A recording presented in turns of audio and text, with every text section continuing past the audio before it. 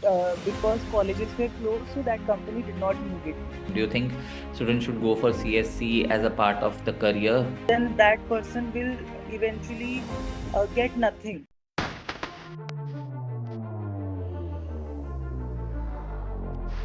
Hello, sir.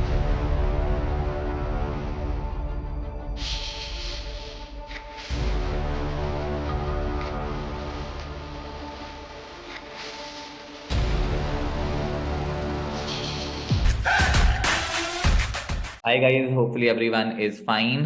This is Chirag Sharma. Welcome to my talk show. Today we have an entrepreneur, a student from Lovely Professional University, most importantly an entrepreneur who's running his own company, Meritshot. I hope I'm speaking it right, Roshan. I'm talking about Yes, yes. Roshan Sharma has been an alumni of Lovely Professional University. More importantly, was one of the brighter students that we had. So the agenda of this discussion of this show would be, with the entrepreneurship. We are putting stress on how businesses can be startup, and more importantly, we are also going to talk about the role of AI in industry, how it is impacting recruitment and other aspects, how the students should gain knowledge, what kind of skill sets the student should have while they opt for computer science engineering. Roshan Sharma, welcome to the show. Hello, Hopefully sir. with you. Yeah. So basically, when we hire people, when we are recruiting, we are expecting people to have basic understanding of the industry tools that will be used. Uh, 10 years ago, the situation was different. Like when we used to go for interviews, people expected us to know core knowledge. They wanted us to have very good understanding of coding, and they wanted us to have very good understanding of everything, starting from full stack or Python, C++. Like people wanted to have a very good knowledge of coding, data structures, everything. Now, all of these things they have mellowed down. People are expecting little less, especially in data science, because what is happening, most of the algorithms and most of the things that are being used today, they are available, so people expect them to know how to use them instead of making or working to make a new algorithm. So, like AI has made things very easy in software industry also and in data science industry also. So the expectations have come down, but they want students to have good idea of the tools, the industry tools, the AI tools that will be used, and they want people to have a very good communicational approach, because now that AI has come into play, people want more and more creativity. So uh, earlier, the competitiveness was into making things like coding, or you can say that creating new models, creating complicated models. But now they want creativity, they want easiness, they want to make things very, very efficient. And the user interface has to be very nice, it has to be very good, and all of these things have increased a lot.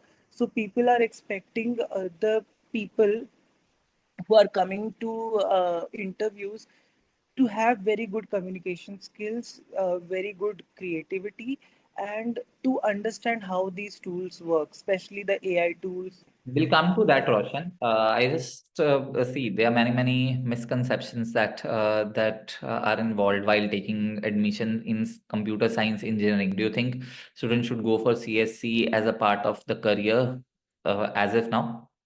CSC can be a very good option to a lot of people, because CSC helps a lot of people to go for a lot of different job options. It can be starting from software testing, software engineering, software development, data science, data analysis, business analysis, web development, full stack development, backend development. So there are different things. Even graphic designing is there. You can even go into technical sales, B2B sales, B2C technical sales. But people have to know what they are good at. Let's suppose if somebody is not able to do C++ and he continues doing C++ for the 3 to 4 years of his CSE, then he will then that person will eventually get nothing, because if somebody is not good at C++, obviously he will not get anything. But that person has to change his mind to get into something else. He should switch from C++ to HTML, CSS, or maybe he should try Python or Java or data structures or web designing, graphic designing.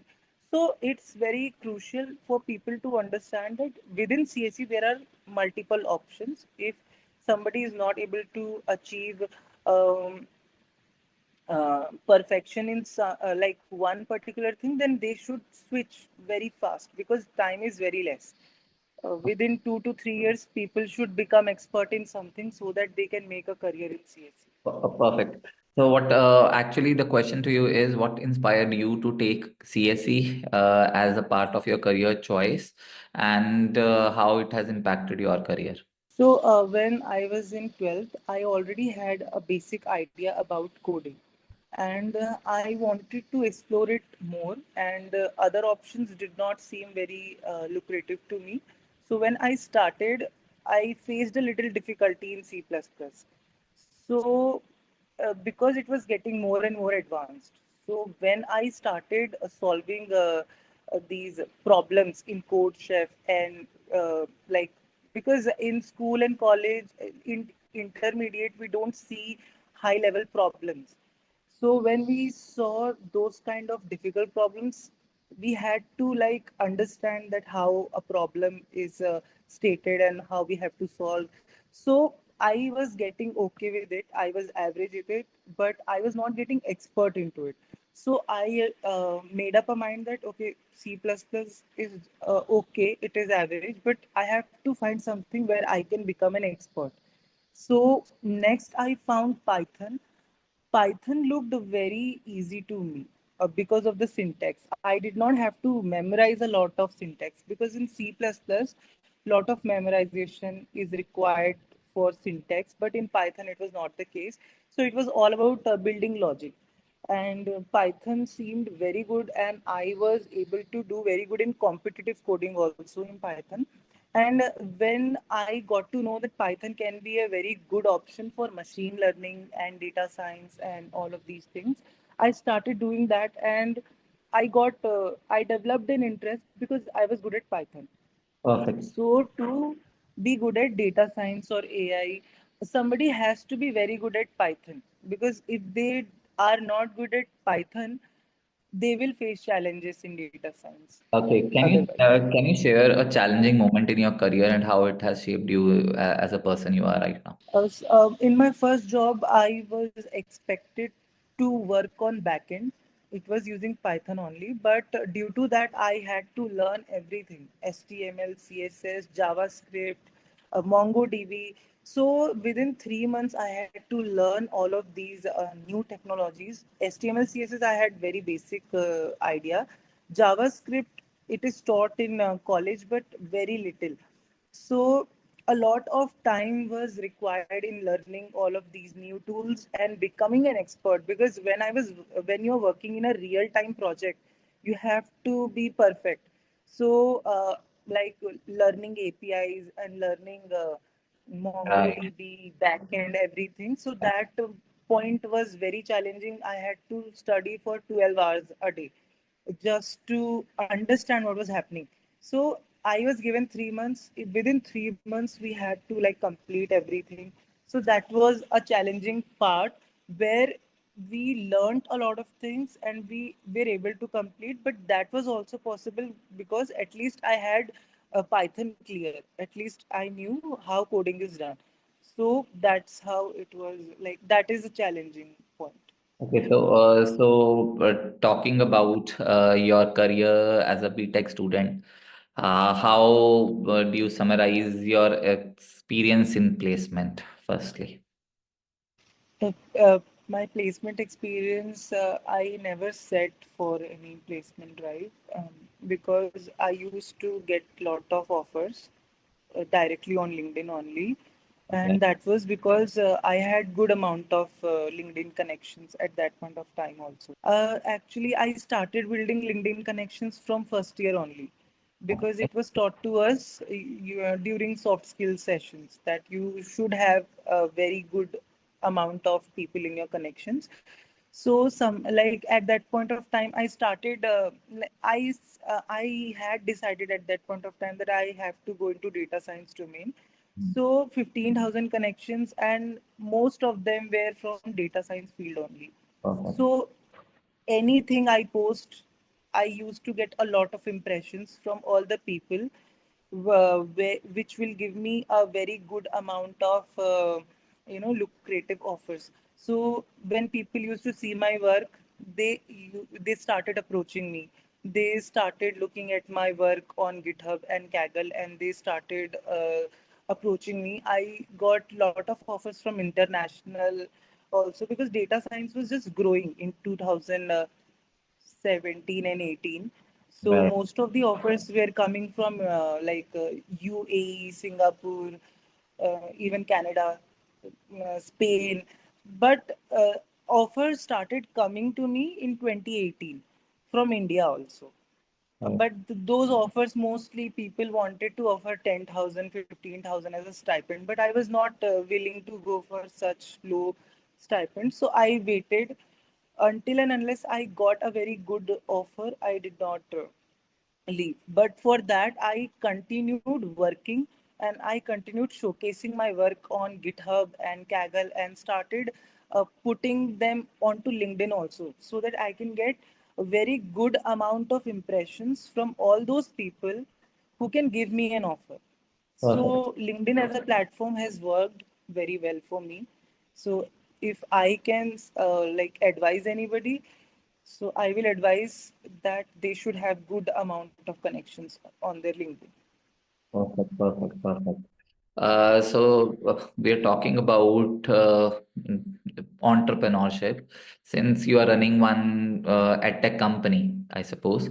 So Yes. can you just summarize what edtech company you are running and how you guys are operational, and how did you switch from working in a company to running your own company? My first job was not an edtech, it was a software company. I worked there for 6 months. So basically, in a software company, first 6 months, I learned a lot. So I started getting a lot of offers from edtech companies that you are free on Saturday, Sunday, come and start teaching, and we'll give you a good amount. So I started with great learning, and then I started with upgrad also simultaneously. So I was working with these two big companies, and I realized that I was earning more in Saturday, Sunday than from my full-time job pay. So I Good. left that role, and then I switched to a company. It was in Hyderabad where it was a company which used to go give these speeches on NLP, AI, machine learning to big colleges, big government colleges, even in NIT Warangal. So I left my software job and I joined that edtech company after 6 months of my job. So at that company, in 1 week I had to work only for 1 day. So rest all of my days were empty. So I increased my workload in upgrad and great learning, and I started working more. Like I started taking more and more sessions. So it was like more like uh, teaching AI, teaching big data, teaching machine learning, data analysis, statistics. So slowly, it was getting more and more about teaching, edtech. So my career has completely gone into edtech, training, education. Then after 7 to 8 months during lockdown, Corona lockdown, that company because colleges were closed, so that company did not needed me.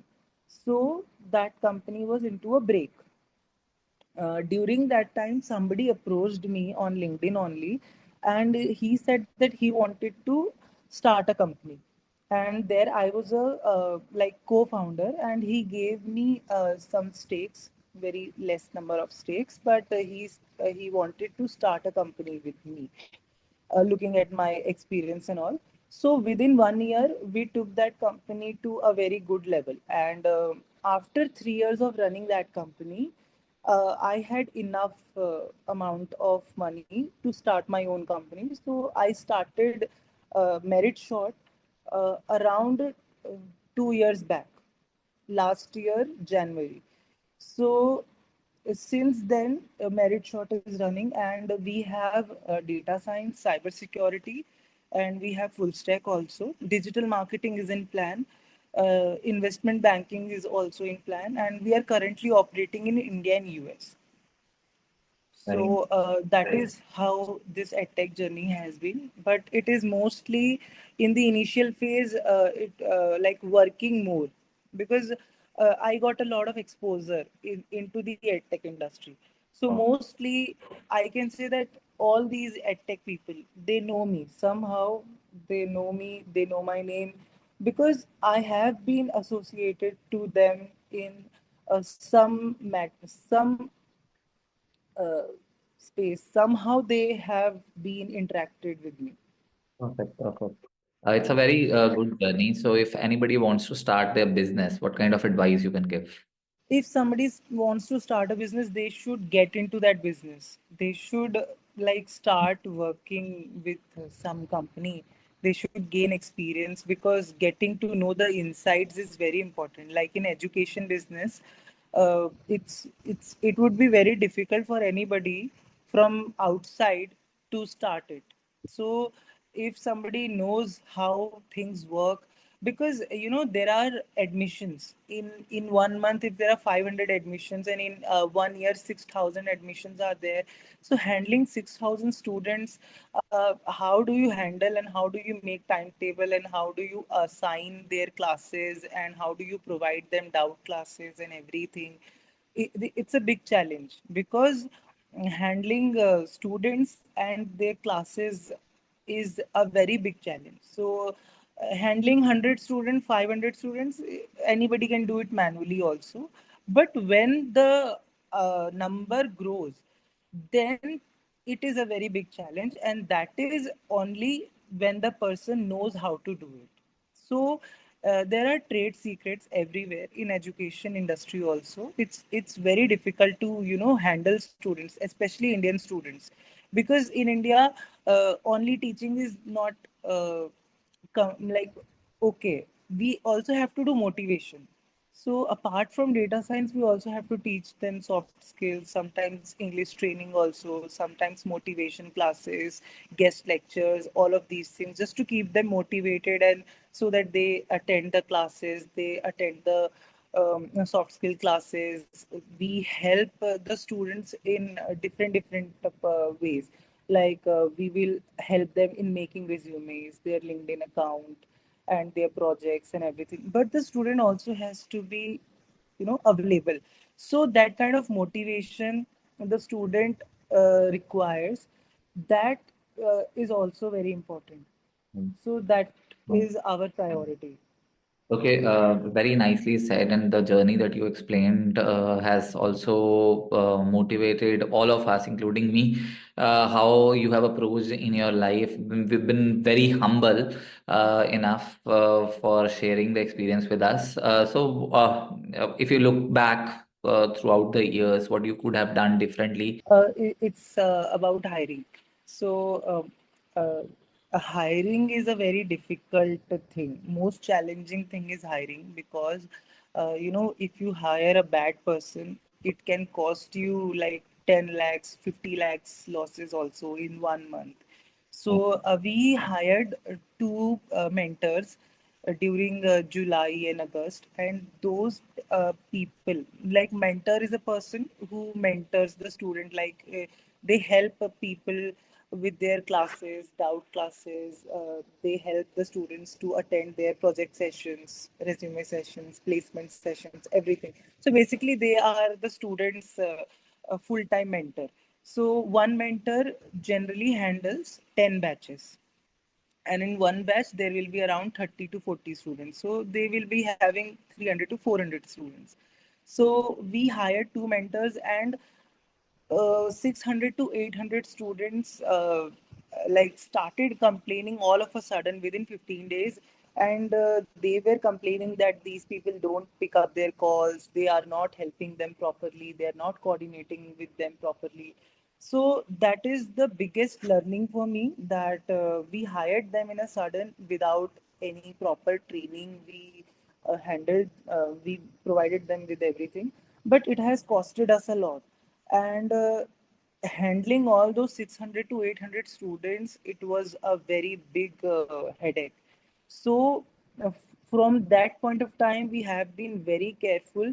First we provide 2 to 3 months of training, then only we allot real time students to a mentor or to a trainer or to an academic counselor, because it can be very dangerous. So hiring is a very big issue. Okay, so any word about the trending technologies with AI, blockchain, and quantum computing?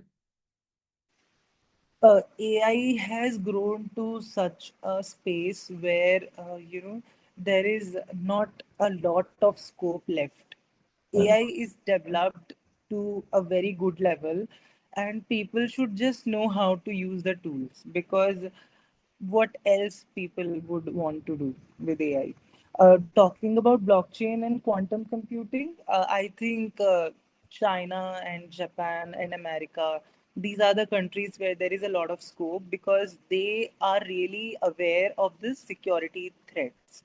They are really working into cyber security, quantum computing. But in India, there is a lack of awareness. People have started using cybersecurity and blockchain, but there is still, I think, 2 to 3 years of time which it will take for cybersecurity, quantum computing, and all to develop fully. Okay. Perfect, perfect, perfect. Your insights have actually redefined the way that you have actually worked. Thank you very, very much, Roshan, for taking your time out. Lastly, I would like to ask what kind of advice you should give to any aspiring BTech CSC candidate who's starting the career. Uh, I think I will advise them to be very clear. By third semester, they should have a decision that what do they want to do.